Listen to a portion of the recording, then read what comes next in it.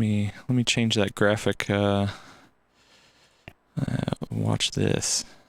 It's easy. It's easy as half nerd. And push it.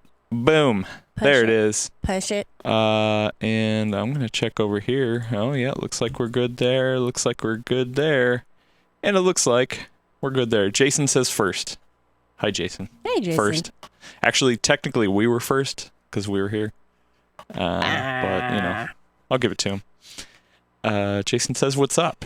What's going on? We, what's the saying? The cats are away, so the mice will play. That's what's up. Yeah, but I want to be the cats because I like cats. I don't want to be a mouse. Yeah, I mean, we can adjust the saying at some point. Also, we already have our first angry person. Credo says bullshit. I think he's angry that Gordon and Brad are not here. Everyone needs a vacation, man. Also, friend of the show, Patrick Sullivan. We got 0 games for me. Says hi, beautiful people, and Hustle and Motive. Hello. Hello, everybody. Man, we got all the regulars, all the good people. And then somebody's asking me to say hi to them, and I'm really gonna mess up their name. Should I try it? I think, Adam, you wouldn't be you if you didn't try things. All right, I'm gonna try this. Imtiaz Rizaldar. That can't be right. That can't be real. Do we not have Dan helping you with chat today? No, it's gonna be me. Oh, and we got Tejas here. Tejas. Yeah. So looks like everyone's here. Why don't you give a little preview of what we're going to be talking about, Elena? Okay, so both Brad and Gordon on vacation right now. They are somewhere roughly in these locales, somewhere in the United States. I don't think they went international this time. And no, to answer somebody on Twitter, they are not on vacation together as far as I know.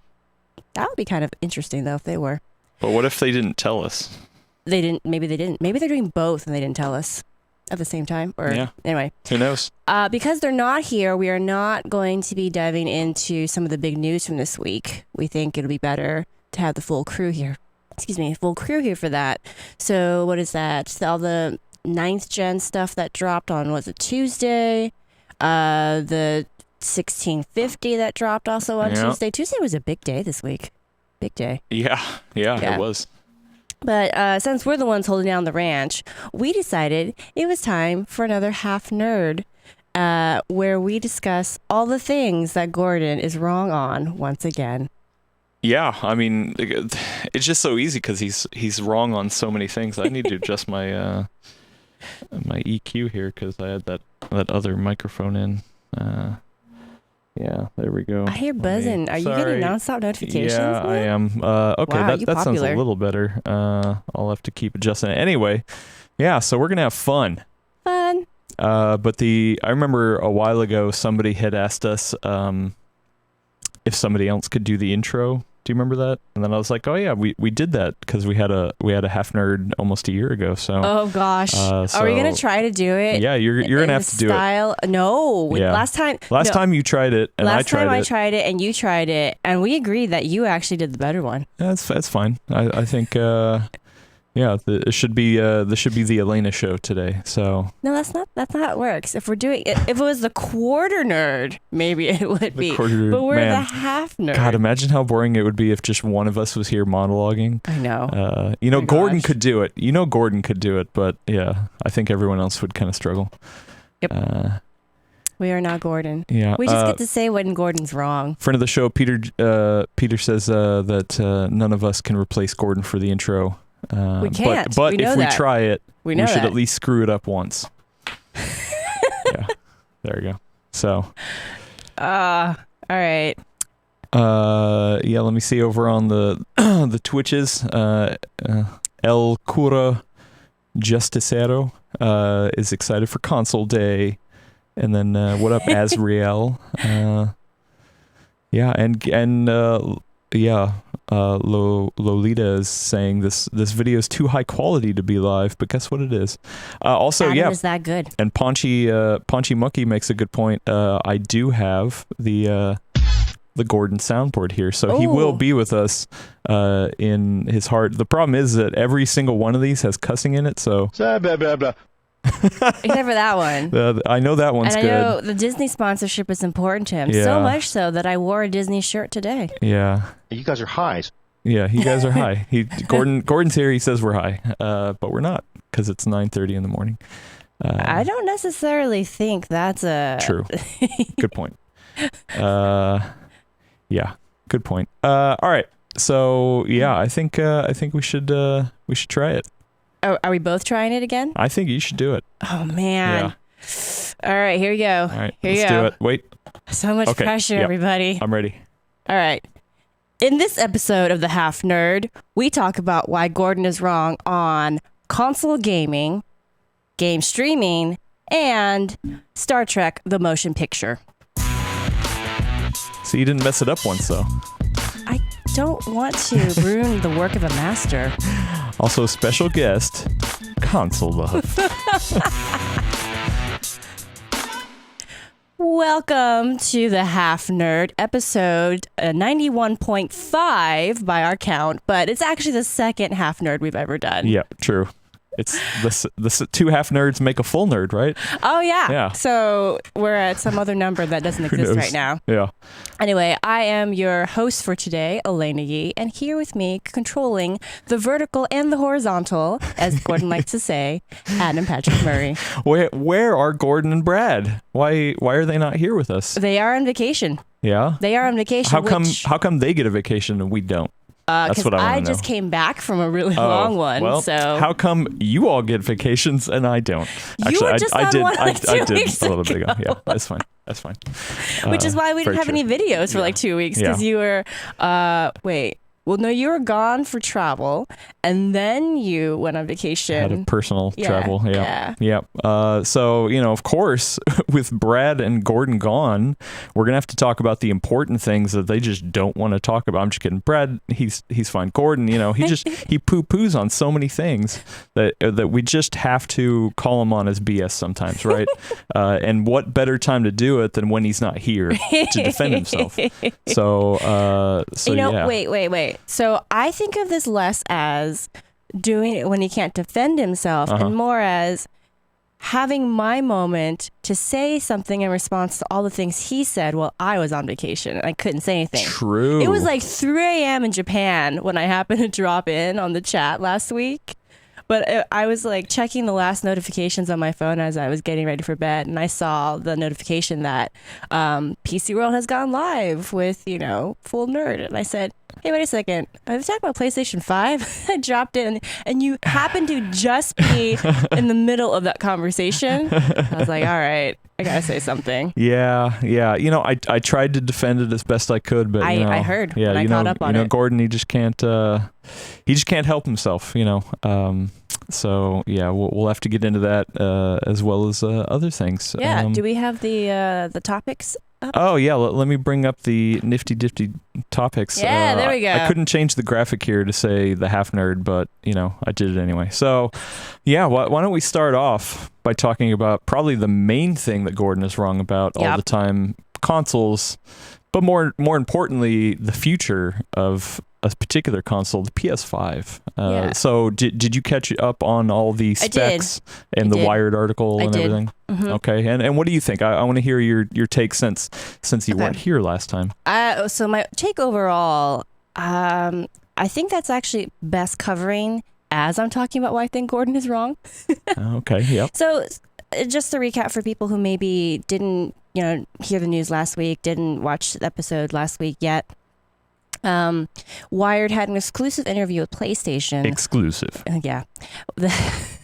Very nice. Very well done. I like that. I could really get by with trailers at E3 that don't have that, like random voice. I don't know. That's just me. I'd actually rather have it just on the screen, a little watermark, and that's it. Yeah. Personal thing. Anyway. So they talked a little bit in general terms, like they teased what people could expect. So they mentioned 3rd generation Ryzen. So that's going to be Zen 2. And then it's going to be a custom part that combines with Navi for the GPU.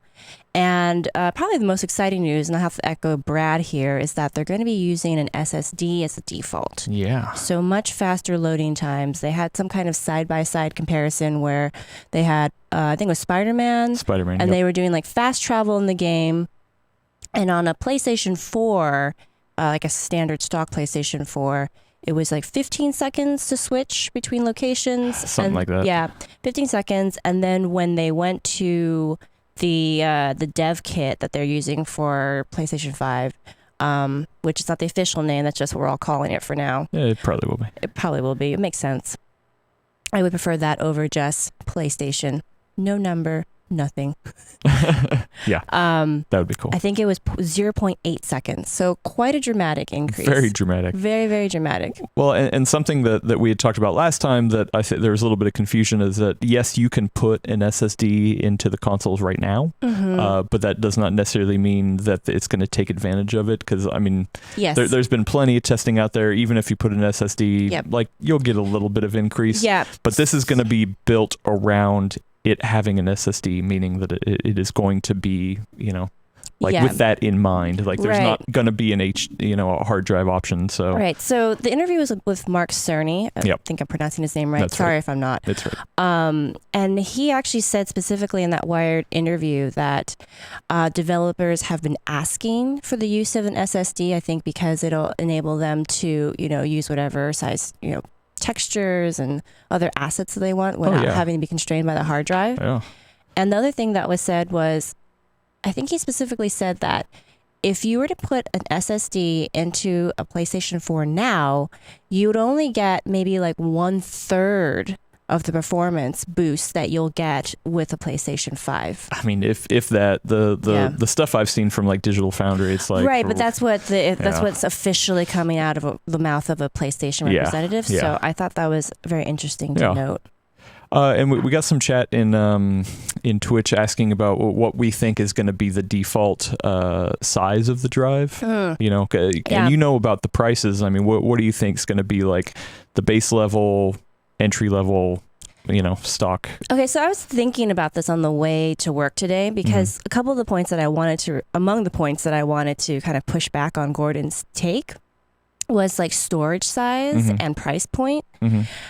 And I think that's gonna like Brad said, I think that's largely going to depend on when this console is going to launch and when, say, like Microsoft's competing console is going to launch, because that will influence, I think, whatever prices exist. I mean, if we're going off of the prices now, SSDs are getting rapidly cheaper. So I personally think that if they're putting out a console that's supposed to have like the latest and greatest hardware, they are going to kneecap themselves by doing a 500 gigabyte console. Yeah. It's just not going to make any sense, because if you're basically doing something where specifically you have an SSD so you can load in all the assets you need quickly, I mean, developers are going to take advantage of that, and they're not necessarily going to make tiny packages of assets. They're going to do as much as they can so you get like high graphic fidelity, beautiful games, so on and so forth, like great audio. They're talking about 3D audio as a potential feature that's supported. Yeah. So Through ray tracing. I want to talk about that too. Yeah. So I just can't imagine that you would give somebody, it's equivalent of telling someone, well, here, buy a laptop with a 128 gigabyte, SSD in it as your boot drive. Like, that thing's going to fill so fast. I mean, but it's been done before. I mean, the Switch right now has default internal of like 25 gigs or something, which you can like barely stores. Like, I mean, so I think that my guess is that if they were to go with the 500 gigabyte SSD, they're going to allow you to still like connect a drive to it. It's kind of the way that like maybe have like a second bay drive or bay slot in the console. So like with the current PlayStation 4, how you can just like open it up and like insert it and that's it. You don't need an external hard drive. You just swap the drive essentially to upgrade the size. So they'll either do that again or have a second one so that you can put in like say a cheaper SATA SSD, and this time it'll be SATA 3 instead of SATA 2. So you get it won't be as fast as the drive that they're touting right now, because the Wired interview said that it was supposed to be faster than any modern PC, which kind of hints at PCIe 4. Specifically, the quote from Cerny said something along the lines. I shouldn't say specific. So the quote from Cerny said something along the lines of, "It's faster than you can get in any PC today." So any PC today, I mean, that's a hint at, what else is out there yet except for PCIe 4, which hasn't come out officially. That still seems like a price premium. Ooh. I know. I don't know what they're doing to achieve that. So either they're doing some custom stuff that somehow they're able to get, more bandwidth out of it or throughput out of it, or it's just a technology we haven't seen yet, which I'm leaning more towards the latter. But people are asking, do we think maybe it's some sort of hybrid drive or some sort of caching kind of thing, like an Optane, because that's not in a lot of PCs today. So technically, it's Ryzen, so it supports Store MI, right? Right. But I can't imagine. I don't know. I can't imagine what it'll be yet, because a lot of the consoles are custom, so sometimes they come up with solutions that makes sense once it's been revealed, but I'm not highly imaginative. Marius saying they could have a 16 to 32 gigabyte eMMC flash memory for boot. Something they could do something a little bit different that's not in PCs right now, right? They could. But, so I'm going with just very standard, unimaginative speculation, personally. Also, a good point here too is that they're not ruling out the possibility that maybe it's two drives.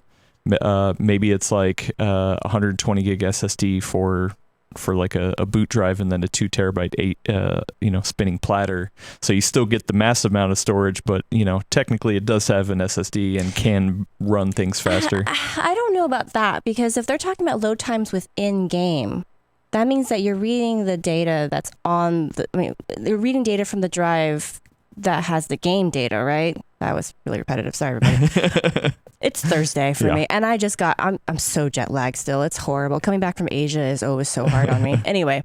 God, we didn't even talk about that. I think if they're going from a 15-second loading time to a 0.8-second loading time, I don't think they're going to be doing that off of a spinning platter drive. I just can't imagine it, which is why I said something more along the line. If they were to have a second bay, so that you didn't have to give up the existing drive you're already getting in the system, then I would think of it more as like something where you could insert an SSD, like a laptop-sized one. Yeah.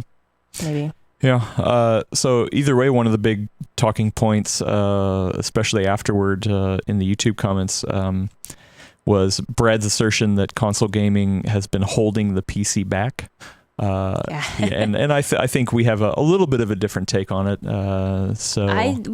We do. I just wanted to address one more thing on the last thing. Yeah, related to the size of the hard drive, I also wanted to address the price point question. And I think they were saying that they didn't really get that much into it. They just kind of talked about last gen. Yeah. I wouldn't be surprised if they did do a 500 gigabyte SSD version, like that would be the one that comes out at say like 400, which was the price point last time for PlayStation 4.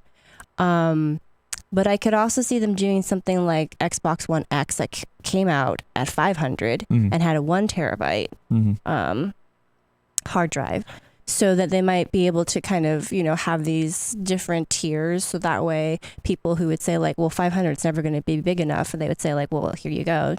You get this plus, maybe some like bundle thing to make it worth your while. Or maybe this is the one that supports ray tracing and this is the one that doesn't. Yeah, somebody did point that out. And I think out of the gate this time there will be 2 SKUs. I think both companies will have a cheaper entry level one and then the more advanced one, because in this mid-cycle refresh of a Pro and an X. I think people really like that. They're like, hey, you know what? If you want to go over here, or if you want to go over here, the most powerful one, because options are always better. Instead of saying, hey, we're gonna dive down into the most advanced thing, and it's gonna be $600, and that's all you can get. Yeah, because that really alienates Yeah. gamers, as we all have seen things shake out. So I was looking at the numbers, and I think Sony at CES reported 90 million PlayStation 4s that have been sold, or it's in the retail channels. I forget which one it was for distinction. And I think the last estimate, 'cause Microsoft hasn't released any official numbers as far as I know, is in the 40 million range. So that's half. Yeah. And Xbox 360 had a huge advantage in the previous generation because PlayStation 3 came out at $600 because it had that Blu-ray drive, and it was brand new technology. It was super expensive. Yeah. I had friends who were home theater buffs and super into that, who bought a PlayStation 3 just because it had the Blu-ray drive. And it was the cheapest Blu-ray and drive it was at the actually time, cheaper than buying a standard Blu-ray player. Yeah. Well, and Sony really doubled down on the God, what was their core? They had the specialized cell architecture. Yeah, that they were saying was going to be in washing machines and TVs and everything, and obviously it didn't end up happening. No. So, yeah. Yeah. So, I want to move on to the point about things. This is actually a perfect segue. Yeah, segue. So I was going to address the fact too that what I find most interesting about this set of blah, blah, blah, blah. Sorry, Gordon just had to chime in. I am getting a little long-winded. It's fine. I get it. I'll move on to my point. You guys are highs. Are we? Are we high on life? Are we? I think it's interesting that in the current generation, PlayStation 4, and again now, Sony is basically establishing themselves as the one that's saying, hey, we know what you like. We're just going to give you more of that, and we're going to make it really good, right? So, current generation, Xbox One, Don Matrick, comes out and he's like, we're going to be doing all this digital, cloud stuff, always on. Everyone's like, what? Which they've, ended up moving to anyway. So yeah. Yeah. Right. The discless Xbox One that just got announced. Yeah. What is that? We can talk about that later.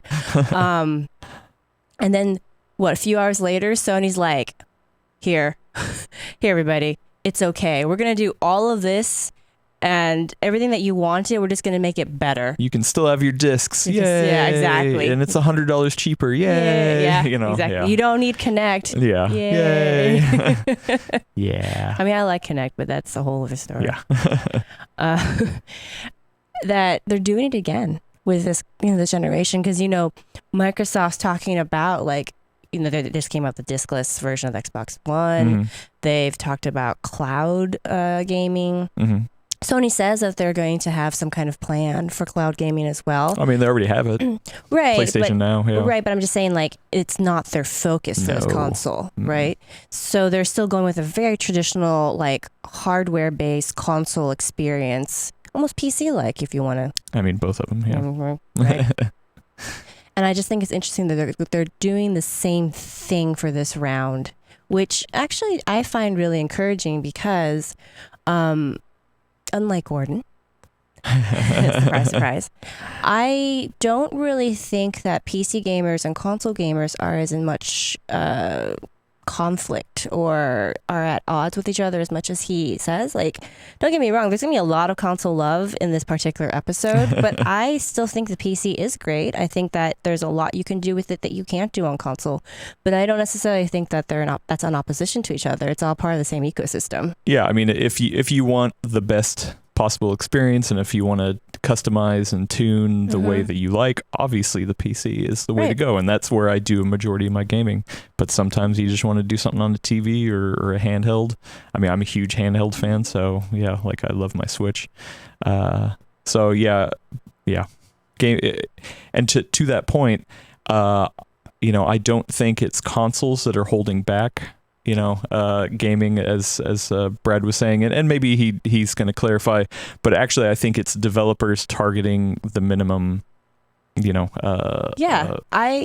out there. I was just looking at the Steam hardware survey, and the largest majority of cards right now is not majority, but the largest slice is like the 1060, followed by the 1050 and 1050 Ti. Yeah. So, I mean, those cards are in the same neighborhood as an RX 580. The Xbox One X has a custom part that's kind of analogous to an RX 580. Yeah. I'm not saying you're going to get the exact same experience with, but like you can't compare apples to apples between Xbox One X and, kind of a mid-range kind of card, or like, mainstream card like that. But it's saying you're not really holding anybody back if a lot of people are still playing in your budget and, mid-tier gaming card range.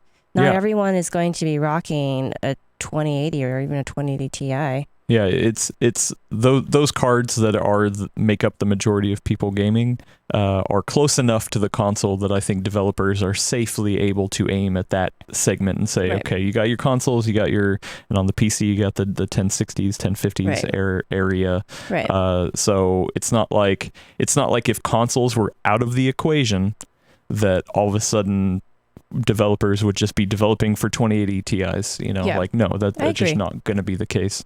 They're still going to go into that 1060, 1050 range, and that's even the people who are playing on integrated graphics. Right. And we get a lot of comments of all you lovely fans, saying, hey, I'm Zero Games for me says he's on a 980. There's a lot of people still on older hardware that are either haven't upgraded yet or just don't have a need to yet. Right.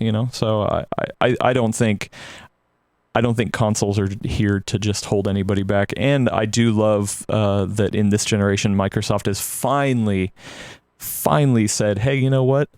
Whether you buy it on a console or you buy it on a PC, it's the same thing. You get the game, and Microsoft is almost like so quick to be like, hey, you know what? If you don't want a console, don't get a console. Who cares? It's not so much about selling the box anymore as you selling, getting into their subscription service or just buying their games. You still have to get it through the Microsoft store. But I was going to say, still, that's better than the past. In the past, they always paid lip service, but now Microsoft's able to say, hey, listen, when Halo 5 comes out, instead of selling just 10 million. 6, I think.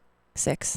6. Instead of selling just 10 million, now we're going to sell 20 million because all these people on the PC also picked it up, So it's like for them, that's a huge win. So either way, Microsoft is still going to be awesome. Yeah. There is one nuance to the argument that Brad and Gordon made last week that I agree with, which is specifically the Jaguar cores in the current cycle and even the previous cycle. We're holding things back. Oh yeah. That I agree with. So it's really good news that, Sony is saying that they're going with the most, current thing they can get their hands on during development, right? Which is 3rd gen Ryzen. I can only hope, please Microsoft, I can only hope that Microsoft will match them in specs. Like I don't think it benefits anybody when one particular platform is weaker, like significantly weaker than another. Yeah. Unless it's something kind of unique like the Switch, that can be weaker because it has an interesting thing to it. But also, I think Microsoft really loves having that narrative right now of the Xbox One X being the fastest, best, console, which is why I think they'll still have it, but they'll also have an entry-level one too. So it's like, hey, get whatever you want. In their mind, you get an entry-level Xbox 2X, whatever, an Xbox 2 SX. I really don't know what they're going to name it. Yeah, whatever. The names are, irrelevant. They're just going to go with Xbox. I hope so. I would like Apple that, right? Goes with iPhone. They should have. It should be just the Final Fantasy. MacBook. No more Final Fantasy numbers, Well, they're just going to have Windows 10 indefinitely, right? Right. Maybe it's just going to be Xbox One indefinitely. Sure, why not? Okay, yeah. It's not going to make any sense. Yeah, but it anyway. Also, Clayman says he's rocking a GTX 970. Boom. Yeah. So that is, I think, the next one down on the Steam hardware server here. I got it right really? in front of me. So it's GTX 1060 at 15.58%, 1050 Ti at 9.68%, 1050 at 5.31%. Oh, sorry, no, it was 1070. That's the next one down. 4.66%. Then the 960 at 3.28%, and then the 970 at 2.99%. okay. Yeah. Yeah. Huh. Nice. Yeah. So consoles. I would definitely say Gordon is wrong when it comes to consoles. Yeah. And Well, the PS5, I'm excited. I think as PC people, we should be excited because jumping all the way from Jaguar to Ryzen 3 is going to be a huge jump. Making sure that an SSD is in all consoles is going to be a huge jump. Like really targeting that stuff is going to be good for everyone. it's basically you're just getting a PC that's of course. specialized. Right. No, let me finish. Yeah. But you're getting a PC that's specialized for gaming. That if you built it yourself, it would be very difficult to replicate at that price point. I don't see any harm. I think it's just good for gamers overall. Yeah. That you would get people into the overall gaming ecosystem with hardware like this. Because as Brad said, like if you have a ton of people who are on Ryzen type, machines, that means that developers are going to start actually developing for AMD, which benefits PC gamers. Blah, blah, blah, blah. The one thing I thought was really, really funny for Gordon to say Come was on. when we were talking about the whole custom 3D audio stuff and they were talking about ray tracing and they were saying like it could never happen. I actually think, unfortunately, it might be a thing where it's actually going to be a thing first where it's the 3D audio positioning stuff through ray tracing. Mm-hmm. And then they can then say that we've got ray tracing, but it's not actually like a visual thing. Yeah. No. I think it's just going to be limited. Yeah, there's going to be like a box they can tick on a, Or like you sheet. said, maybe the highest end one is $800, and they're like, "Hey, we have some, some I don't know ray tracing." I don't know if there. console gamers would ever pay more than $600 for a console. Well, but have the option, $800 though. Like Yeah. even I mean, we'll pay that much for a smartphone, but I don't think we would for a console. Like I don't think I would. Yeah. Well, but a lot of people said they would never pay over $1,000 for a smartphone, and here we are with iPhones over $1,000. But people feel like they can't live without their smartphones. True. I think people can definitely make do with an older console, especially if it's going to still get support. Like the Microsoft ecosystem, very likely it would get support. Yeah. So I don't know. I'm just saying, I think that gamers getting higher end features that they wouldn't before is a great thing. I think of it more like smartphones, where it's like you have a great, like a OnePlus type phone. Oh yeah. Like why wouldn't you Love it. still recommend it to your friends who don't want to pay for a flagship phone, right? Yeah. The flagship phone still exists because it's leading the whole like technology push, and that's where I think the high end enthusiast gaming PCs live. Yeah. They're at the front lines. And also, as somebody who's into audio, I will be interested to hear, if that will do anything for the landscape. How many actual games will take advantage of the positional audio stuff. But I will say, I'm still enjoying my Super X5 right now. How much do those cost? The Because Gordon Super was like, X5? because Gordon was like, oh, that sounds like something we already have on the PC. And I was like, Gordon, of course you have it on the PC, but how much does it cost? Well, it depends. I mean, the Super X5, the dongle is $150. Okay. So, but I mean, there are other implementations of it. So it's not like that's the gold standard for me. Right. Yeah. Well, all I'm saying is though, like if we were to try to build out something similar again, and we added that kind of card in, I don't think you could stay at even under $600. It'd be really difficult. No. Yeah. I mean, it depends how many cores are actually CPU cores they actually use, right? So if it's more like let's just say, what is it, 300G, whatever the APU parts are, and it's just like lower core count. Yeah.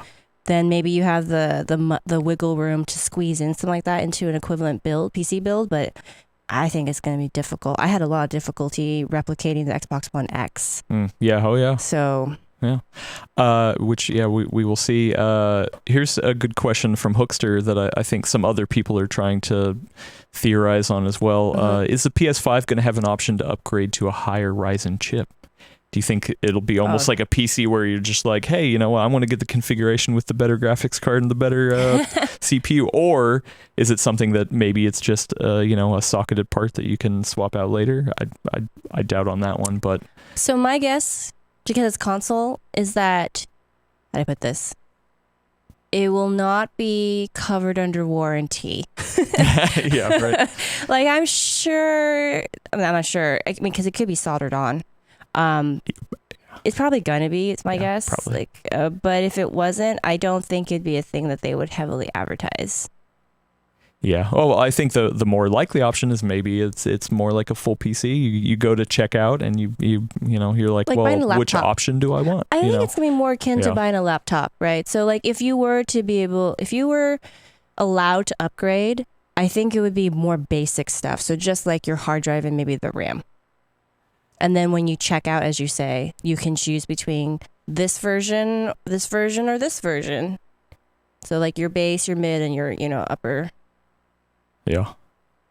No, I mean, and it all gets murky with like pack-in bundles, and you know, like that's one thing with the PC too is that you know you get one controller, then you got to buy a second one. You know, it's like all these other extra little things. Yeah. I mean, I guess you have that on PC too. You need mouse and keyboard stuff like that, but also mouse and keyboard support. Do you think it'll be right out of the gate this time? Ooh, you know, from Sony, I don't know. For Microsoft, I'd be surprised if they didn't. Just because they've been talking so much about like the whole cross-platform, you know, we're all one big happy gaming family type thing. Yeah. Well, I mean, the Sony does have limited keyboard support, but just for like text input. But that's what I mean. And they were slow to implement that. Yeah. So, and Sony is so slow in general to implement certain kind of features that you would just expect to work that I don't necessarily know if that's something they would be targeting. Yeah. Because I've never really felt that they position themselves in a way to kind of champion like the PC gaming community, like to like draw them in. I think they usually just speak to their fan base, like, which is console gamers. Yeah. Yeah, no, I don't think they would ever play to, hey, PC people, come on over here. I think it's usually the other way around. People are like, you know, I want some more power. I'm going to go from console to a PC. So I think they focus on more of the entry level stuff. Also a lot of people are wondering about RAM. What do you think is a good RAM in this day and age, in your opinion? Well, so the thing is, the RAM is going to be used both for operating system and the games. I mean, they obviously couldn't go lower than 8 gigs, but I think if they're going to future-proof it, they should be at least at 12. That's my personal take.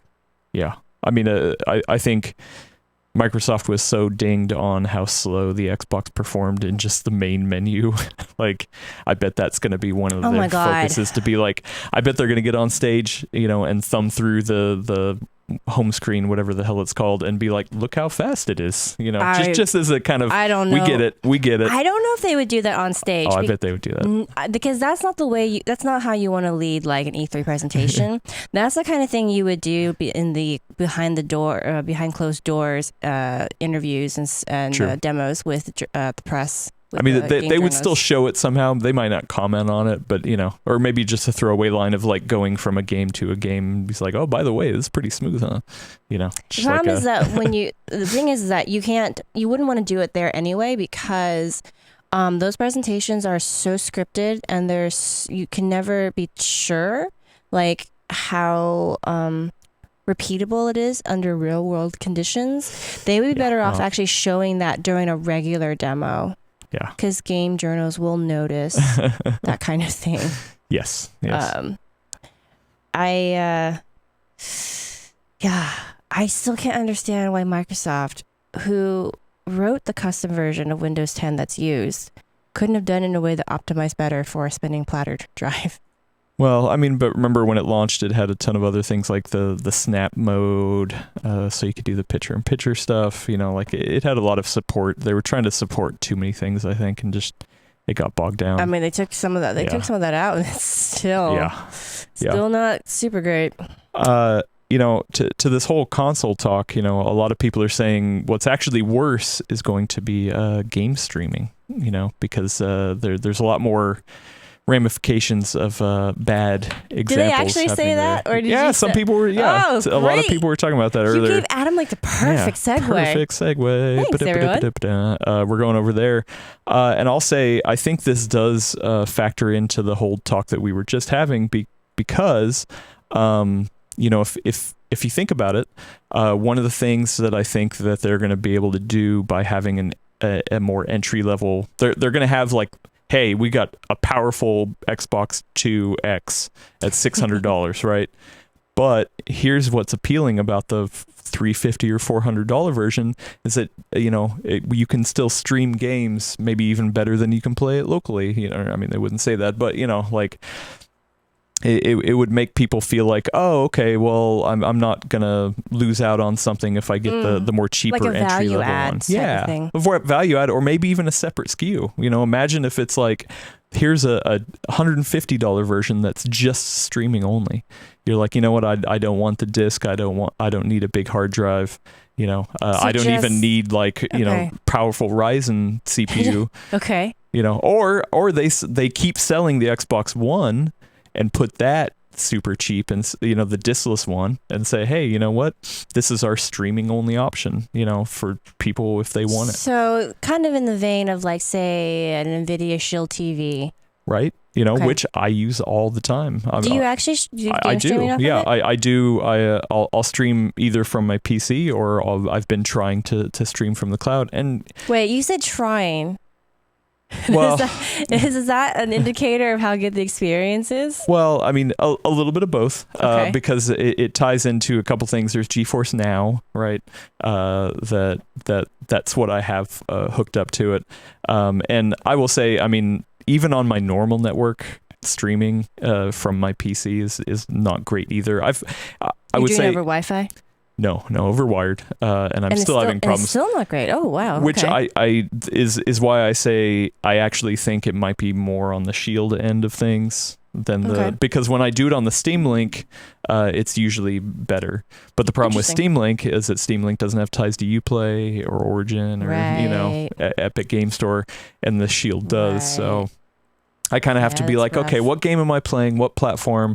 Which version of the connected box to my TV? Okay. With the full caveat that I love the PC, it's like, and the benefit of PC gaming is what? Oh, yeah, right. Yeah. So, I mean, but sometimes I like, you know, gaming on my TV, and in my place, it's not an option to just run an HDMI cable to the TV. So, so for me, I do like having those boxes. So yeah, anyway, but I mean, just to try it, I do use GeForce Now. Yes, that's what it's called. You know, to say, hey, you know what, I'm going to hook up to, you know, whatever game I'm playing, like Metro. I'm going to just try it on the PC, and sometimes it's better than other times. And obviously it's not the greatest experience, but I could see there are plenty of people who I even know, they don't care about frame rates. They don't care about, you know, the hardware. You can't say that because I know. Gordon's going to hear this episode. Hold on. Yeah. But come on. Blah, blah, blah, blah. You guys are high. Yeah. I'm just going to cycle those 3 because I know there's no cussing in those. Yeah, no, I think, you know, Gordon would say, no, people care, but actually, no, there are plenty of people out there who don't care about frame rates. They just want to play the games. I think the caveat to that is that they care for a bare minimum. They want a bare minimum that's playable. Yeah. Well, but I mean, even... But they're not going to be obsessed with getting, you know, exactly 60 frames per second or more. Yeah. I mean, I would say for me, you know, I am late to PC gaming. I didn't build my first PC till 2011, I think. So, you know, oh man, I'm a horrible person. Yeah, but mostly I was on consoles. 2011 was a long time ago at this point, man. Well, yeah, true. But before that, I can remember a time where, you know, I could tell when something was running slow. Like a good example was I used to play Command and Conquer Red Alert on the PlayStation 1. And at some point, maybe 20 minutes into the campaign, frame rate would just drop to like 5 frames a second. Oh gosh. Like just horrible. Like, oh man, it was like brutal, but I didn't know what was happening. I knew the game was slowing down and I didn't like it, but and I knew it was something hardware related, but I just kept playing it. And then I remember I knew I would get, like I'd almost win. I knew I was close to the end of the game, because the frame rates would come back up and be like, sweet, I've killed most of their units, but I still played it, so it's all I had, at the time, because I was a console person. So don't hate. Well, you don't say it like that. Yeah, but yeah. So I think there's plenty of people who don't care, and we have somebody in here saying that. Peter, friend of the show, Peter, saying, forget frame rates, it's about input lag. And I will say, actually, that is one of the nice things with the GeForce Now. I've never really experienced that much input lag. Wait, like that much? Enough where I could be like, oh, wow, this is, I've seen plenty of like frame drops or frame rates, dipping, but the input lag, I've never had that much of a problem with in my setup on GeForce Now. So I think that that's going to be more achievable than, than a lot of people worry about. But it is, and it also depends the game. Yeah, I was about to say, like, what kind of games are you playing? Are you playing like first-person shooters and like Twitch type games, or are you actually playing stuff that's a little more forgiving for something like input lag? Both. Like I said, the last one that I remember playing was Metro, which is not a Twitch first-person shooter, but it is, first person, and you can tell input lag there. And what else did I play? I'd have to go back and look. I don't think I've played The Division on it. Okay. That would be interesting because that one is multiplayer. Yeah. And I feel like for me, something like cloud gaming makes sense if it's something that doesn't require me to have how do I put this, as little of a disadvantage as possible. Yeah. Well, but I mean, people are going to have, Gordon always says like, oh, if you're on a controller, you're at a disadvantage. If you're playing on a console, you're already at a disadvantage. World of Warships. Yeah, right. Anyway, a good point. Somebody in our chat, Destiny fan, is talking about the whole ISP problem, which actually I think could be a big problem because, if you're talking about data caps, like I don't have or at least I never run into my data caps here in the Bay Area, but I think we're in a special situation where I know somebody like Brad has to worry about data caps, so yeah. No, it's for the US specifically, cloud gaming does not make a lot of sense right now. Our infrastructure and our our internet service providers are very stingy about where they deploy and then how much bandwidth they give you, or your data caps rather. Well, no, that's true. Your bandwidth, your data rates, and how much data you can use per month. Whereas like other countries in the world, they do not have this problem at all. Peter points out that he has no data caps in the Netherlands. Yeah, so, you live in a magical world. Yeah, and it also includes really strong social security type nets. Yeah, which is why I think the streaming option isn't for the masses. It will not replace, a dedicated hardware. Gordon is right. People will still want their... Wait, hold on. But come on. Blah, blah, blah. Yes. You just told him he was right. You've just ruined the effect of this episode. Gordon was right on one point, is that people will still want hardware. I will still want hardware. Yeah, that's true. But guess what? There are plenty of people who will enjoy streaming, and there are even certain instances where I enjoy streaming, So if that's the case, are you excited about things like Stadia and Microsoft saying, like, so Google and Microsoft both saying that they plan to make more inroads into that sort of, area? Well, I mean, I don't know about Google because, they have killed off plenty of things that do not work out. That was the thing that I was worried about too when they announced it. I was just like, wow, like how long is that actually going to survive? Like so many of their projects feel like Allo. Does anyone actually remember Allo? Does anyone actually use it? I used to use it. I that's how I used to text with Flo, because she was like one of the last people using it. But that's my point. Yeah. You know, it's like only Yeah. like the people who are really covering the scene, or like super huge Google fans, or you know, really wanted the I forgot the standard that it was supposed to support, the one that starts with an R. RMS. RMS, yeah. Which is still coming, but yeah. I mean, yes, but I'm just saying that it's just like because they had, remember was a Google I/O where they just talked about it for like it was a really solidly, decently long presentation they did on it, and then it just kind of like vanished.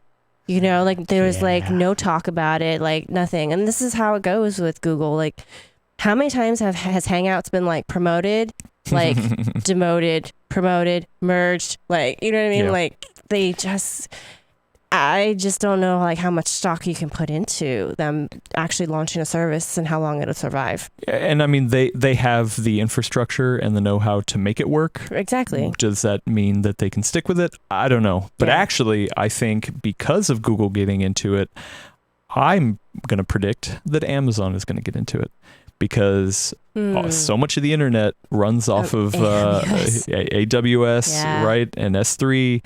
And guess what? They have a streaming platform called Twitch. And imagine if it's just like the Google presentation. Imagine if you're watching your favorite gamer on Twitch, and you could just hop into the same save state that they post, right there, and stream it right in your browser. Like, I actually think Amazon's going to come into it, and Amazon is going to make a huge play at it. And whether Google sticks around or not, Amazon will probably stick around and have the infrastructure and the know-how, because they do. So if Amazon were to get into the fray, that would be quite interesting. But I don't think they would do it only if Google seemed to be the major player. I think they would need something like Microsoft and Sony to really also invest in that to make it competitive and interesting to them. Yeah. Yeah. No, I mean, I think everybody's going to dip their toe into it. And I think Amazon getting into it is going to be a for sure bet, and they're going to stick with it. Yeah. I mean, so here's the thing. Like, Gordon is very much about hardware. His love for hardware is very, very tangible. You guys are highs. I'm not high on this point, or at least I'm in a state where I can. I don't know what they're smoking over there. That one doesn't have any cussing. Yeah. Oh, you found a fourth one. Yeah, there's a fourth one. One. But given how we're just moving towards a digital future, and a lot of things like books, movies, games became digital. Music, and then like the whole renting as a service as opposed to owning, so like your Spotify's, that kind of thing. I think that there's at least going to be a lot of experimentation around this to see if it sticks or not before people actually give up on it as an idea. So I don't think it's not in our future. Whether or not it's going to be a permanent part of our future remains to be seen. Yeah, well, and also Gordon has had plenty of arguments with me offline about the value of Blu-rays, and that nobody wants to stream movies because the quality is horrible. And I'm like, Wait, he's arguing in favor of a disc because he gives me, when we have our conversations offline, he gives me nothing but crap when I talk about owning discs. Yeah, no. No, Gordon just likes to argue the devil's advocate point. Blah, blah, blah. Yeah, that's exactly what it's like talking with him sometimes. And for the people who are in late and asking, Gordon and Brad are on vacation, so we are. What's the modified term I want to say? When the dogs are away, the cats will play. How's that? There we go. I like that one. Adam wanted to be a cat, so I had to change the saying. Yeah, there you go. That works. So yeah, streaming is there, or it's going to stay there, and it is in our future. Yeah, it is not the It's not the only future. No, but it is a future. Part of it. Part of the future. So I can see people who. Like, for example, let's say that Microsoft makes it possible to do cloud game streaming if you sign up for a certain level of Xbox Live. Let's just say that, right? Maybe that's how they get PC gamers to sign up for Xbox Live, right? So you sign up for Xbox Live, a certain tier, you get the option to stream, so many games, through the cloud. And like, say you buy a copy of Halo 7, right? Mhm. So I'll put it more into the future. Halo 7 confirmed. You could buy a copy of Halo 7. You're on a plane somewhere. You know, you brought your laptop with you because you're, you know, traveling for business or whatever, and you're back in your hotel room and you want to play something. Then maybe you can stream off of that through the Microsoft Store version of the game. Yeah. I would say my biggest worry about all of these features that I know Gordon would get timelines? on. Well, no, All the I love timelines. Terminator, so I'm all about timelines. Is something that our friend Ryan Schlepper, Oh, hey. Super X-Fi Air, I kind of want to try him out. Hey, don't abuse friendship. Yeah, I'm not. I'm sorry. He's saying there's a big resurgence in actually owning content, you know, having the physical thing. And I think that's one of my biggest worries is like Stadia has not talked about, you know, are you going to own it through them? Are you getting a key to Steam that you can also download it there? Or, you know, like what's the model? Will you ever actually own your content again? You know, we're kind of going away from that in games really hard. Well, Really hard. I mean, everything digital, you don't own it. You only own a license to use it, Yeah. right? So, I mean, it is a danger, but I think if it's cheap enough, then it won't matter so much, right? So, like, Well, like game preservation matters. I game will say that. preservation matters. I don't want to ever. I see your point. Yeah. I mean, if we were to go to an only digital format, that Yeah. would be concerning. Yeah. But I don't think. Well, I don't think we will. well, because it's like, you know, right now the music industry, like Ryan is saying, you know, like went so far away from physical media. I don't remember the last time I bought a CD. it's but still possible to, yeah, though. of course, yeah. But I've you know, like I've been investing in you know vinyl collection and stuff like that. You know, and movies kind of the same way. There's a place for the Blu-rays. So, you know, I hope we never get away from discs, but, you know, I mean, GameStop is having a hard time staying in business. So that's also another I think indication. I think it'll always be an option because they can't. There's going to be until, at least speaking from a U.S.-centric perspective, until the entire country is so well networked Yeah. that everyone is on, I don't know, let's just say even 300 megabits per second service. Like, it's not going to be feasible to go to like a future where everything is just streamed or digital. Yeah. No, definitely not. Definitely not. But, you know, if you want to play on your nuclear submarine, there's always the Xbox 360. I still can't believe they let Patrick get away with statements like that. I think he's the one who actually said it. He did not get away with it. He's not there anymore. No, so. he left of his own accord. Well, They didn't did oust him. Did he? I don't know. Yeah. He did go to Zynga, though. Yeah. Anyway. Yeah. Anyway, video games. We've been talking a lot about video games. Video games are great. Yeah. Consoles are great. yeah, anything PCs else? are great. Everything is great. Yeah, Well, everything not is everything, great. but you know. Yeah, everything is awesome. Like Lego. Everything is awesome. Yeah, that's a good. Now I'm gonna hear this song Yeah. all day. Yep. Thanks. Thanks, Disney. But come on. Yeah, I'm sure he's seen the Lego movie. Do you think That's Gordon Warner has seen Brothers. the Lego That's not movie? Disney. Oh, no, come on. Disney owns everything. They will eventually. they're gonna become the corporation of like the evil corporation. All the video games. Like we always assume that evil corporations are like dark and foreboding, Mhm. but I think it's gonna be something like Disney. It's gonna have the face of a mouse. Because I mean, look Named at the Lego Mickey. movie where it's like, you know, Taco Tuesday. Comes this like really dark thing, Yeah, but no one knows it because it's Right. like everything's awesome. everyone's happy. Yeah. Everyone's happy. You know what made me happy, Elena? Ah, That there's a big old smile on my face because I know what you're gonna say. for the first time in over a dozen years, probably, I watched Star Trek: The Motion Picture. Well, what a coincidence. So did I. What? Wow. Why did we all of a sudden just want Why to did we start do watching this? Star Trek: The Motion Picture? Because Elena? we wanted, I think we had this idea that we wanted to prove Gordon wrong on so many things. on so many things. And one of the things that he constantly says is that people who like Star Trek, the motion picture, like boring things, and it's not worth it. Yeah. And I am here to say that that is not true, Gordon. Yeah, I will say, not having it watched since I was a kid, even when I was a kid, I knew it was slower. It was not my favorite of the Star Trek movies, but I still watched it here and there as a kid.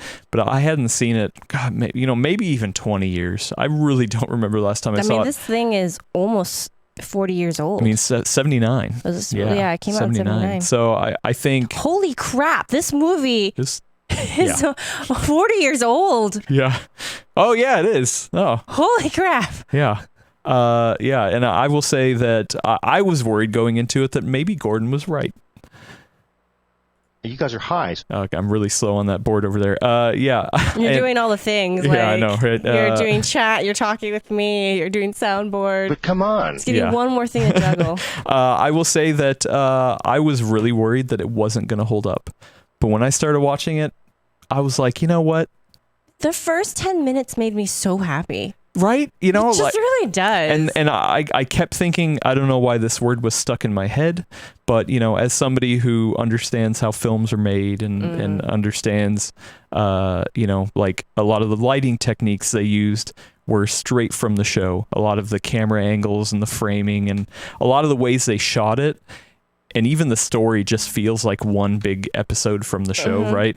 And they knew that, hey, we haven't made anything from the original show for so long, that 13 years, yeah, something like 12 that. years, right? It's been a while. I can't remember. It'd been a while, but and I think people like Gordon and I asked a lot of my friends too. I was like, hey, what did you think about the original one? And the people who hate it were in the camp of they wanted a Star Wars, they wanted a movie, they wanted a cinematic experience. Yeah. But what Star Trek the motion picture is actually just an episode of the TV show, like expanded out to 2 hours.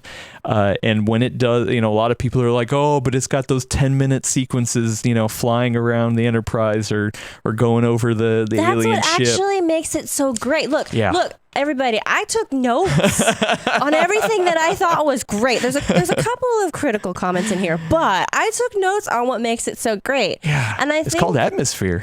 And that's exactly what I was going to say. Like, I think for Gordon to say that this movie is boring is to miss the point of this movie. And the point of this movie was, like, the tension and the emotion, like, just the emotions that come from exploring the unknown, right? Like, it doesn't have to be this constant, like, the Klingons are after us, red alert, like, arm the photon torpedoes kind of thing. Like, it can be like, what is this thing? It's like killing stuff and we don't know what it is and we don't know what's going to happen when we get close to it. Like, it feels almost more true to life in a way where it's like when you're exploring something you don't know, you get all these emotions, like the excitement, the tension, the dread, like, and I don't know.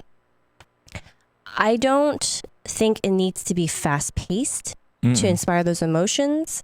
And I think, what's the word I wrote here? Where's my notes? I wrote, I can't find it. Yeah, so the tension comes from from your imagination. Like, you know what I mean? Like, if you allow your imagination to run while you're watching this and, like, to put yourself in these characters' shoes, I think you can feel all these moments. Like, I love the score from Star Trek. Oh, yeah. Enterprise does not count. That does not count. Yeah. That is stricken from the record in my mind. But when the orchestra just gets swells going. Yeah, it's just like so good. Yeah. It's just, and so when they have that like long pan of like seeing the Enterprise, it's like this moment. They're getting the band back together. Like this is really important. Like it really is. Like and you're seeing like a new design of the Enterprise, right? Where it's like, and like, how do I put this? Which is a beautiful design, by the way. Yeah. This is almost, for me, this movie is more relatable because it's not so over the top that I couldn't actually put myself in these characters' shoes. Like, if I were someone who had been serving, on the Enterprise for a while, or like been with a group of coworkers I really had like these intense experiences with, and I'm going back to the place that we had it. Yeah. And like you see this place is all shiny and new and changed. Like you would get this moment of like, what's in store for me? Like, what's going to happen now? Like, I love this movie for those moments. Well, and they even had the they even had the gusto to have that part where Kirk like kind of like pauses in the hallway, and it's like, oh no, I'm confused. Which way do I go? And has to ask the ensign like which way to some elevator or something like that. And I was just like, wow, that was a little human touch that they didn't have to put in there. But yeah, I mean, to that point, it's like the people who made this, and probably mostly around Gene Roddenberry too, were used to making a TV show. And I bet if those episodes of the TV show could have been longer, they would have taken their time to build the suspense. This thing's coming to destroy humanity. No one knows what it is. It has destroyed countless ships already. Yeah. What is it? How are we going to fight this? What is it going to do? Don't get me wrong. There are like huge plot holes, and I don't want to. I don't want to spoil it for anybody who hasn't actually watched it. There's a couple people who say they now want to see it. Yeah, like I don't want to spoil it. So like for me it's like you don't go into this expecting like some amazing like really makes you think like, wow, that was like a really well done like kind of set of like loops that I just went in to get to the final, scene. Yeah. There's some gigantic plot holes in there. Oh, of course. Yeah. I will say though, as we were going through the 20-minute long tracking shot of the alien ship, and just being like, what the hell is this?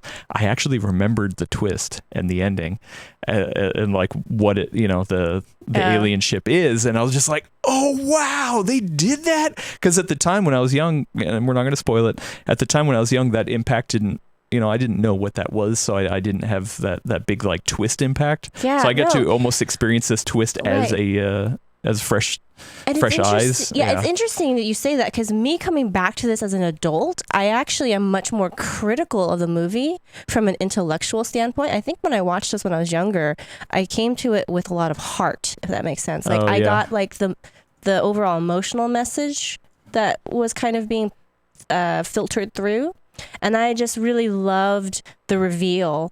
And I think I almost cried again this time, because it's just, to me, it was very sweet. Like, I was like, oh, like, kind of the reaction I had inside. And having that be the core of what's a science fiction, themed show, and I guess, movie in this case, is really nice. Yeah. Right? Like, I love it. And okay, so I made a list of the things I liked, right? Do it. So how can Gordon not like awkward jumpsuits? Because I gotta say, when I think I watched this for the first time when like I was like 16.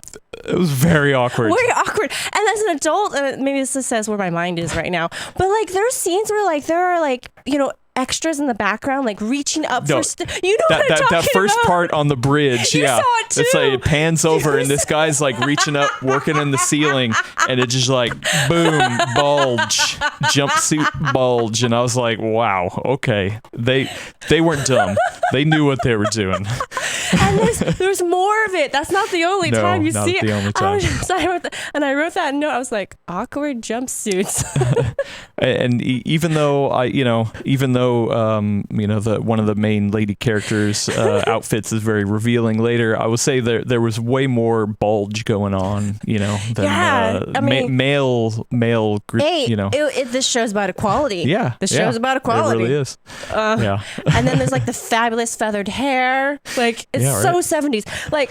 Like I was watching it, and the whole time, like when I finished, I thought, okay, what to me is the thing that would make me want to watch this again or like recommend it?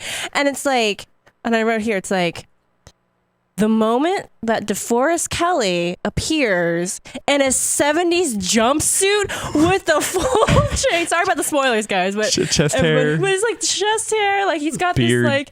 This like I think he had a beard, and like he's got the full like almost like Mr. T kind of like thick gold chain with like a pendant on it. And I was just like, oh my god, they are not shying away. Yeah. Oh no! So it's, you know what? That's okay. Leave it. It's fine. I got so excited. I get so excited about it. So check the motion picture. I was cracking up to myself over here on Twitch. Space Dive said bulges are future proof. in the future, there will be bulges. I mean, as long as we're human, yes. If we have not evolved, there will be bulges. And then in that same scene, and this is not a spoiler either, you have Shatner's like just a little too much theatrical acting, like stage acting, where he's like, oh yeah, of course. Yeah. Well, that and like when they're going through the wormhole and they're all just sitting there, you know, like, and like obviously like that bouncing themselves, you know, like, and it's just like, it was so cheesy. I don't know if they meant for it to be cheesy, but that's what but man, it was so cheesy and it was so good. Okay, I didn't watch a lot of the original series. I did. But okay, so you'll be able to talk about this more fully, but for all the fans of Star Trek, the original series, that that I've talked to, they all say that the campiness is one of its charms, right? Yes. And you definitely get that in this movie. Yeah. It's like when you go to Star Trek, Wrath of Khan, like the second movie, a lot of that's not there. It's very polished. It gets serious. It gets very serious, very polished. Like same with like my favorite of the original series movies is actually Star Trek 6. Undiscovered Country. Yeah, great one. But again, serious, super Very polished, serious. like a lot of like dramatic tension. Yeah. But like the motion picture just really encompasses that like we're on the frontier. We don't know what's going to happen, but we're going to just make our do our best with it. And here are some special effects that are kind of questionable in how they hold up. But if you think this is 1979, just 40 years, oh my God, 40 years ago, like that would have been really cool. You know, I don't know. I mean, and I love this movie. For movie context, you know, obviously it's after Star Wars, it's after 2001 Space Odyssey. You know, the practical effects actually were pretty damn good. There's a lot of good effects. There's a moment in there, and I don't want to, I guess I am spoiling it, but no spoilers. But like, there's a moment where I think Tron came after this movie. 81 or 2, yeah. Right, and there's early like a moment in there where I was like, I'm getting kind of a Tron vibe. This is kind of cool, like how they're all kind of just playing off each other. Yeah. So I mean, yeah. Once again, I don't think it's an amazing film, you know. But I was like, hey, you know what? I'm going to this for cheese. And actually, I asked my other friend, and who did love it, and he described it as classic trash. You know, just like, but in a good way. You know, like if you just want like cheesiness and classic trash, like. But it's not trashy. It's trash. It's not trashy. It's not trashy. Trash doesn't have heart, and I feel true. And that is the very first thing I wrote on my list here. Like, this movie has a lot of heart. Yeah. A lot of it. A lot of heart. Yeah. And you just get like so many 70s references in there, because I swear that wormhole scene that you mentioned is just a reference to tripping out on LSD. Yeah. Oh God, yeah. Especially when like their faces are like pulling. Yes. I'm the director. You know, it's just like, oh. I was like, oh, okay, cool. But like the shots are great. Like the wide panos, I love those. Yeah. The cinematography. And the lighting is purposefully like so like TV set lighting. It's not cinematic lighting. It's and they try to be kind of, you know, spiritual or like, you know, a little bit, you know, deep with some of their concepts. Yeah, it doesn't always come together, but I love what they try for. The whole thing though about Star Trek being a military organization, I guess really proto-military. And it was based in San Francisco. I totally forgot. Oh, that part. I mean, I love the city. Like, I've spent a lot of time here, so that always gives me like warm fuzzies when I see like a picture of like Starfleet headquarters with the Golden Gate Bridge. I totally forgot. Yeah, I totally forgot. But the whole proto-military thing though is just so funny, because there's so many times where I'm like, you would not have all of the senior staff go on an away mission, okay? Like, that is just like that is a Star Trek thing. It's not just this movie, but it's like every time I see that, it's like you would never risk that much to like high level brass. And like even before that, brass, Shatner goes out in a spacesuit. I know, like, you know, it's like, oh, come on. The captain wouldn't do that. That's dumb. Like, that's why you have the other people to do that for you. Yeah. Like, that's how it works. Hey, but that's the amazing future that is Star Trek. Yeah, like people dating each other in the military within the same chain of command, also not a real thing. But I just love how Roddenberry was like, well, it's fine. Yeah, whatever. I will say that I totally remembered at the very beginning of the movie, Klingons come to, you know, interact with whatever this entity is that's barreling towards Earth, and they get destroyed. And it reminded me that I kid you not. Spoiler. I mean, come on. I had as a young adult a English to Klingon dictionary, and Oh my God. I used to study that, and I used to try to talk to my mom and dad, and they would just get so they're just like, oh, all right, yeah, cool, I'm glad you're into it, but just stop. No, they let me go. They just were like, okay, you did what you were gonna do. Now just say it in English. So yeah, that was a good memory too. The whole time I was watching that initial scene, my thought was that quote. I think it's from Deep Space Nine when someone like actually asks. Though I think it's the Trouble with Tribbles episode where yeah, they had great one. like and I think somebody asked Worf like, "What happened to you guys?" Because like the face ridges are different between Next Generation and the original series. Yeah. And I think he said something like, "We do not talk about that." Oh, nice. And the whole time I was just like staring at them on screen, and I just have like Michael Dorn's like voice in the back of my head saying that. Yeah. Oh, you know what, man? Grand Mage has a good point. I wonder if Google Translate has Klingon. Man, God, that would be amazing. That would be I doubt it does, awesome. but I mean, though, there's got to be enough nerds working for Google. It's got to be. yeah. Anyway, Do we have any supporters in chat? Because I actually want to know if anybody else has watched the motion picture and liked it. If you didn't like it, I don't need to know. we're now. actually we're getting about 50-50. You know, Okay, yeah. that's fair. But also, Fair. I think a lot of people in here have never seen it. So Yeah, I mean, it's not a thing. For me, it was, I also have this memory of watching it for the first time when I was like, it was like late at night. It was like, I don't know, probably winter. I might be making that part up, but it just felt like cozy because I was like in like what I call like a nest of blankets, right? So I'm just like cozy, and it's just like everything's quiet in the house, and you just kind of watch this movie and you just kind of absorb it. I just have this really fond memory of it. Yeah, no, I used to watch most of my Star Trek movies when I was babysitting my younger sisters. So yeah, we would rent some movies, and it would almost always at least one of them was the Star Trek movie, and so The motion yeah. picture specifically? Any of them, Oh, okay. you know, yeah. I was like, how many times have you watched this? I mean, that one I probably have watched over a dozen times. Really? When I was a kid, yeah. I mean, Nice. and that was like one of the least ones. Like when I was a kid, probably Yeah. my favorite was the fourth one, just because it was so dumb and fun. You know, So- I hate to admit this, but I've never watched that one. Like I'll see. Actually, I think I was gonna say if we're talking about like just cheesiness and like having that like wholehearted kind of goodness to it, the fourth one is next in line. Like because they kind of went back to it. The second and third one are kind of serious. I have the box set now, Yeah. so I can watch it, and I should. And yes, Godzilla the whale one, and it's set in San Francisco. And that's the reason why I never watched it, because Oh, I was interesting. in the video store, because I'm old enough to remember Blockbusters Yeah, and video right. stores. And I would look at the box, cover description, and they would talk about going to save the whales or whatever the plot line is, and I was like, yeah, nope. Yeah.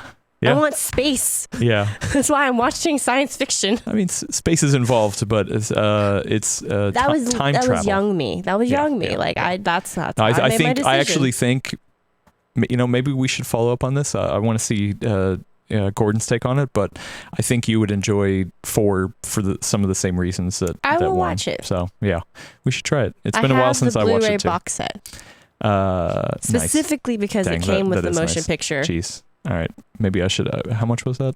Okay, maybe I should I got go it buy on that. sale. I mean, it's me. I got it on sale. Okay, yeah. If I see it on sale again, I'll let you know. Scott says, "Everyone remember where we parked," and that was.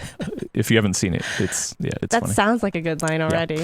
Anyway, I think we should Move to some questions. move to some questions. We have questions in our Discord, obviously. Oh, do we? Our faithful haven't Discord even- people. But the thing is, a lot of them revolve around deep stuff, like 9th gen and we'll 1650. get to that So when Gordon. hold on to it, or Yeah. I will hold on to it. It'll still be there in Discord, and you can ask again. But right now, why don't you just ask us anything? If you just want. AMA. Yeah, AMA, Elena and Adam here, just AMA, we'll go for, a couple minutes and then we Ask gotta me go. anything about the Japan. Oh yeah. So, I will say that, I know nothing. you were in Japan I for was. a good little trip. Yeah, almost 2 weeks. It you know, was amazing. Yeah. Because I I went mostly for the weather at this time of year. I do not like hot weather, and cold weather is kind of a pain to pack for. So I was like, okay, I'm either going in April or October, and I chose April, and the cherry blossoms were all still in bloom. It was amazing. That's beautiful. It was completely not planned, but so nice. All right, our first question comes in from Anthony Williams, and then I'll get back to the Japan thing. Sure. Would you rather have a 4-cylinder V6, V8, or V12 in your vehicle? Is it in a nice car or is it in my like Corolla? No Well, context. Camry. Corollas don't have anything but 4 cylinders. Yeah, right. Well, yeah. Yeah, you're right. No, I'm right. I know at least this. I'm not really a car person, but I know this because family members.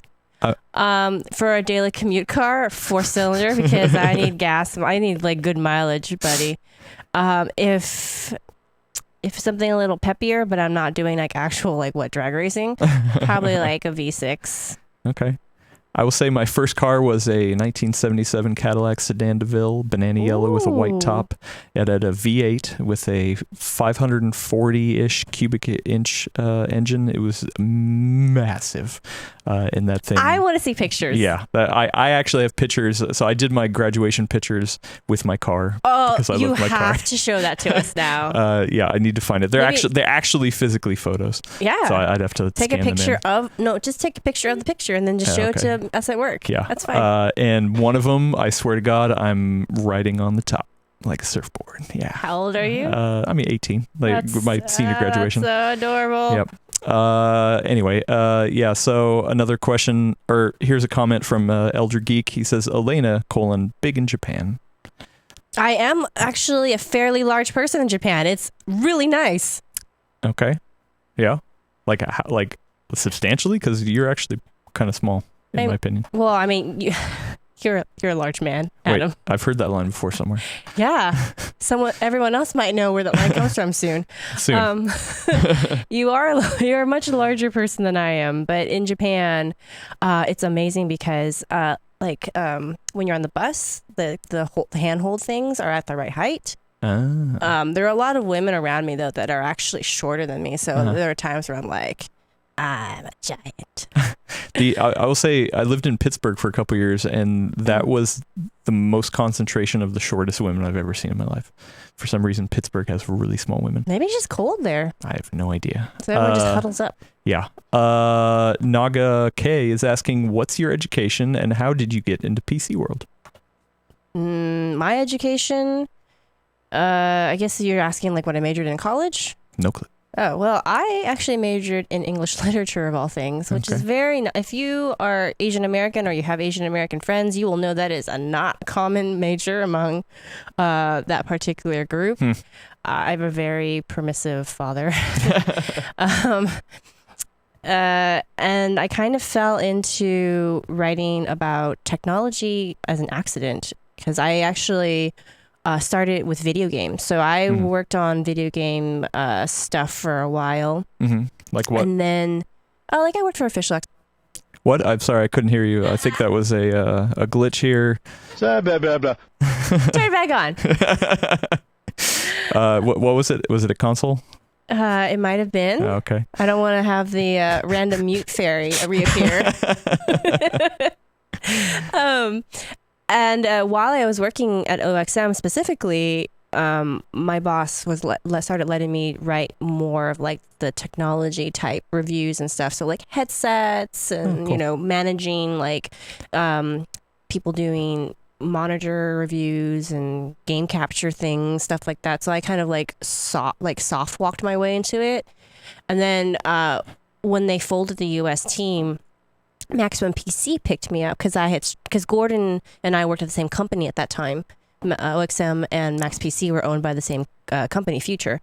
And so during my time at OXM, I used to stop by the Maximum PC side of the office and like just stare at all the beautiful cases and just ask what new things they had in. And Gordon was always really cool about like showing me the latest stuff and like mentioning it to me in the break room if we ran into each other, stuff like that. So they ended up picking me up for a little bit. I worked there. But come on. Yeah. Kind of kept going from there, and I eventually landed at PC World, which is pretty awesome. Nice. How about you? Yeah, so I mean, mine's a little weird and twisty. I originally went to school for psychology, flunked out because of grades, didn't really work. But I worked in that field for a while, realized I wanted to get into something creative, so I actually went back to school for audio. Ended up working at Audio Post House, where I was working on documentaries and TV spots and radio and stuff like that. I have my name in 2 movies, the credits. Oh, cool. One of them is a very small movie I don't think anyone could find called Deadfall Trail. And then the other one is actually a really good documentary about James Maynard Keenan. James Keenan, the lead guy of Tool. He has a winery in Jerome, Arizona. Interesting. And I worked on a cool documentary called Blood into Wine. Yeah, so you'll see my name in the credits on that. But just Adam Murray. This was before I used the Patrick. So anyway, by doing that, I started seeing like, oh, the video stuff is cool.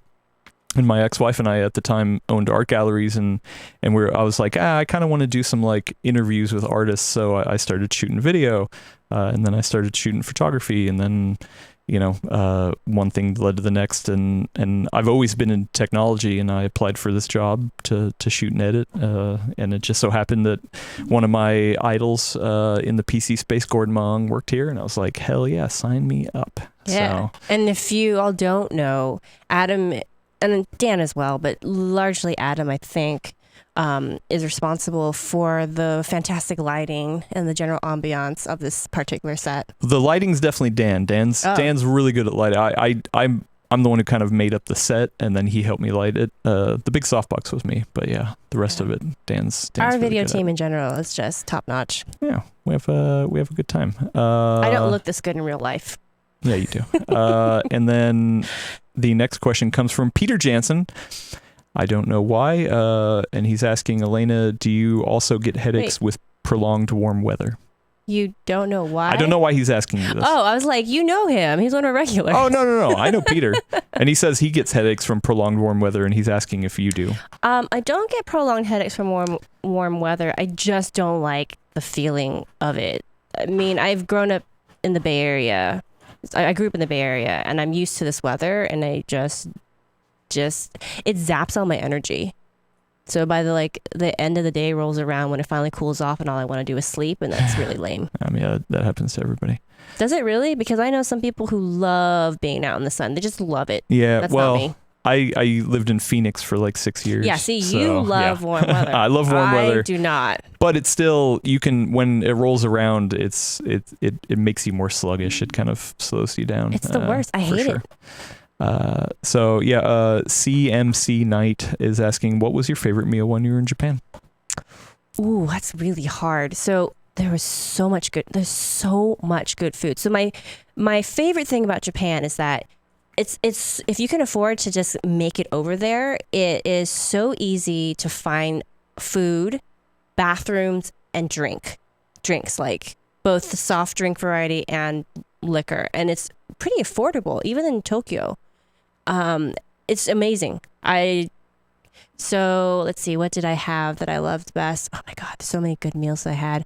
There was a place in Shinjuku where it was like a rotating sushi bar, and I must have cleared like 10 plates of like nigiri, so like 2 pieces each.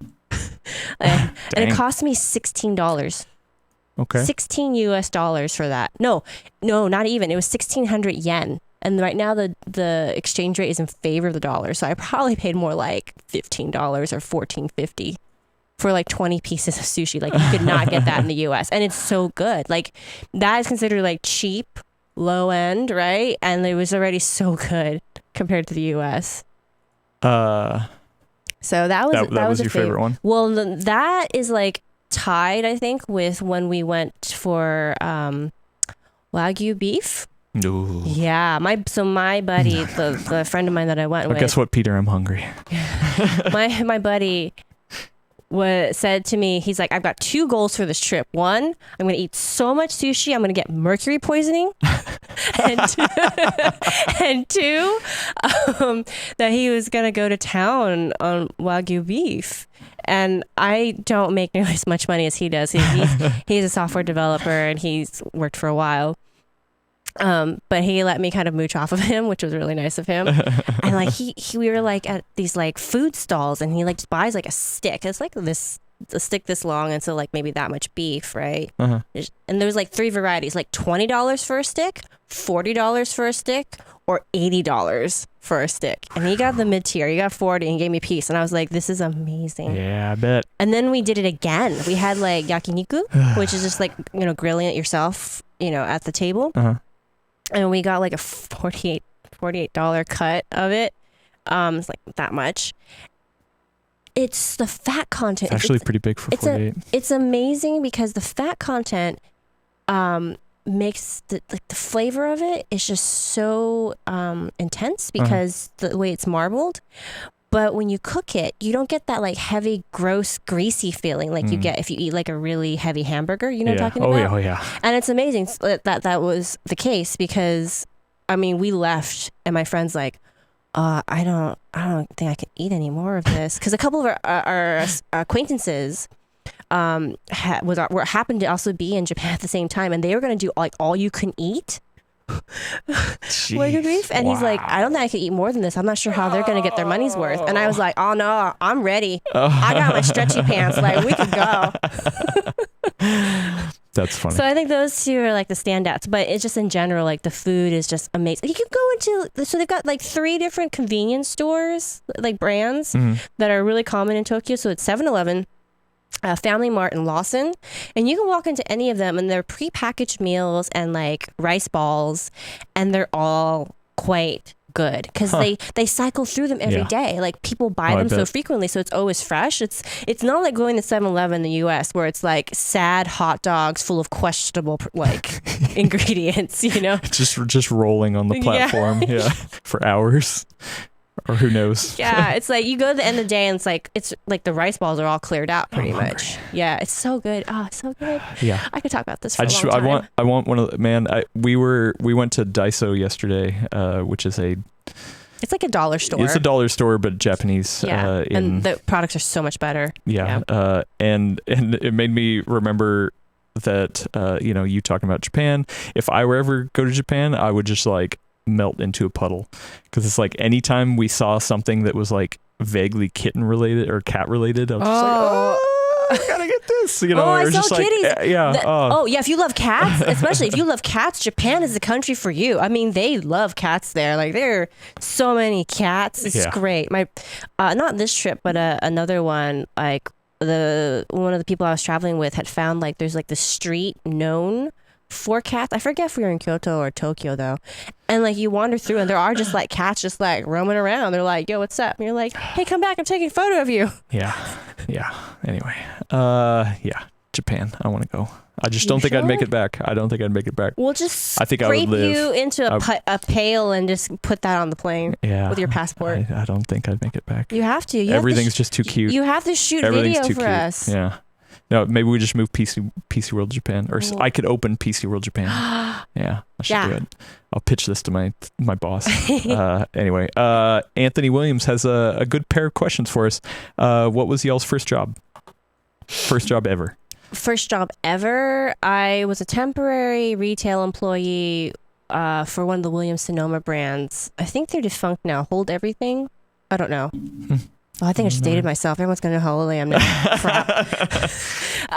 It's probably not on the And internet. I was just literally moving things. Like they are moving locations in the mall. So I was hired to just like actually like lift and carry stuff. But this was still at a time where they didn't really believe that women could move things, I guess. So I didn't really have to move that much, which was strange to me. I was like, come what? on. I got money, which is great. But I was just like...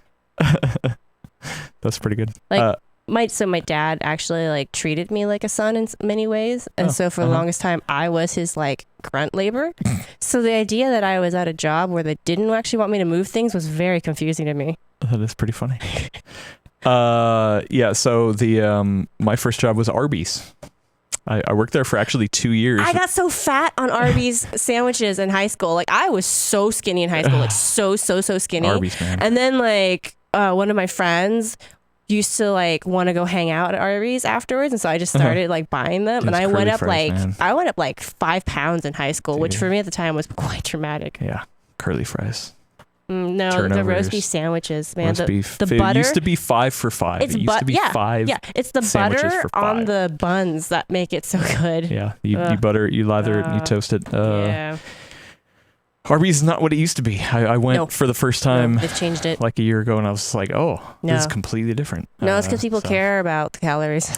Yeah, do they? Who knows? Anyway, his next question, their next question, I guess, I'm assuming Anthony is a man. Listen to any other podcasts? Do you listen to any other podcasts? I do. I don't have a lot of time for them now, so I usually try to listen to like a news podcast just to keep current with things. Uh-huh. Do you want to say specific or no? No, I bounce between them. I was listening to like NBC's for a while because it was like short, but I really hate their like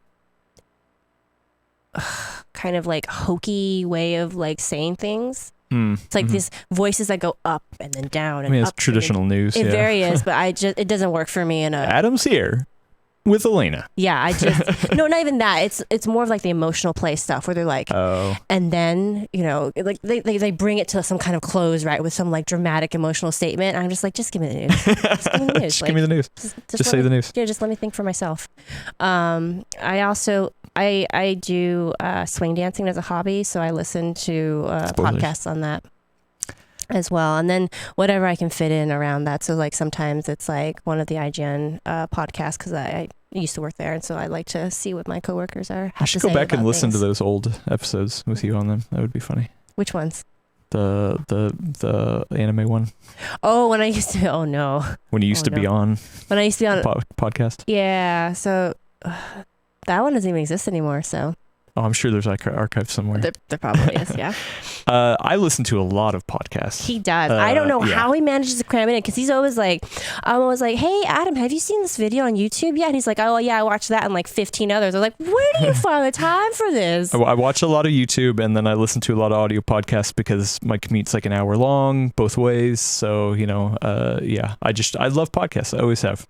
And I have them kind of in different tiers, like ones that I will listen to every episode, ones that I'll kind of choice pick episodes, yeah. and then ones that I'll pop in on every once in a while. The ones that I listen to almost every single episode is the Giant Bombcast, the Giant Beastcast, Real Time with Bill Maher, All Systems Goku, Android Central, Acts of the Blood God, Retronauts, Unexplained Mysteries, Conspiracy Theories. Wow. And Gone. These are your top must listens? Yeah. I mean, and I don't listen to every single one all the time, but mostly that's what it is. And then I also subscribe to The Full Nerd and the Macworld podcast. I do too. And I actually listen to The Full Nerd. For some reason, I like going back and listening. Yeah, I like to go back to see like how many things I said wrong. Yeah. And then the ones that I kind of pop in every once in a while are the Comedy Button, Weird Heat, WTF with Mark Maron, Ben Shapiro Show, Radio Lab, Dropout, Stay Tuned with Pre, Jordan B. Peterson podcast, No Clip. Yeah, I've got too many podcasts, not enough time. Yeah, let's see what else do I have in my library here. And then somebody, Tech with Sean said, Player One podcast. Man, I haven't heard. I used to listen to Player One podcasts like back in 2008. I'm surprised they're still going. That's great. Good for them. Yeah.